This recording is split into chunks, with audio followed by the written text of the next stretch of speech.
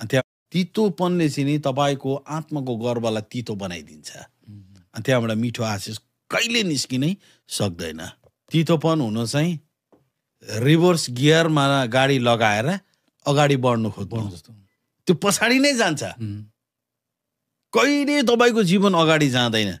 तितोपन कोही कोही बेला मेरो अधिकार छ अधिकार, तर याद गर्नुपर्ने जब बिटर हुन्छौँ नि हामी, त्यो बिटरनेसले चाहिँ हाम्रो जीवनलाई जहिले पनि पछाडि धकल्छ।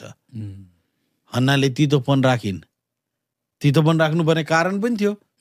उसको सौता थियो, उसको बुढाले सौता ल्याएको थियो, बुढाले अन्डरस्ट्यान्डिङ गरेको थिएन। तर मजाको कुरो म भनौँ तपाईँलाई, उसकोमा तितोपन हुँदै पनि एक दिन उसलाई लाग्यो। पहिले सामेल 1:10 नेपालीमा छैन, इङ्ग्लिसमा छ। She had a bitterness in her soul. उसको आत्माको प्राणको इलाकामा त्यो तितोपन थियो।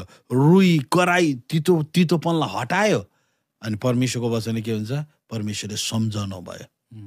तितोपनले चाहिँ नि अरूलाई ड्यामेज गर्दैन, मलाई नै ड्यामेज गर्छ। त्यही भएर पौलले एफिसीको मण्डलीले के भन्छ भन्दाखेरि सबै तितोपन त्यागिदेऊ।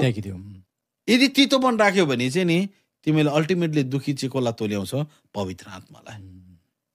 किनकि तितोपन त आत्मिक जीवनको त क्यान्सर पनि त हो, क्यान्सर हो नि त, क्यान्सर हो नि त। अहिले तपाईँले याद गर्नुभयो भने रिसेन्टली साइन्सले मेडिकलले के भनेको छ भने कोही व्यक्तिलाई क्यान्सर लाग्छ भने उसको फिजिकल फ्लजहरू हेर्छ अरे, शरीरको कुनै पनि प्रब्लम छ कि कहीँ पनि छैन भने उनीहरूले उसको जीवनमा कतै अनफर्गिभनेस छ कि तितोपन छ कि, किनभने this all link to so many sicknesses disease. अब साइन्सले यो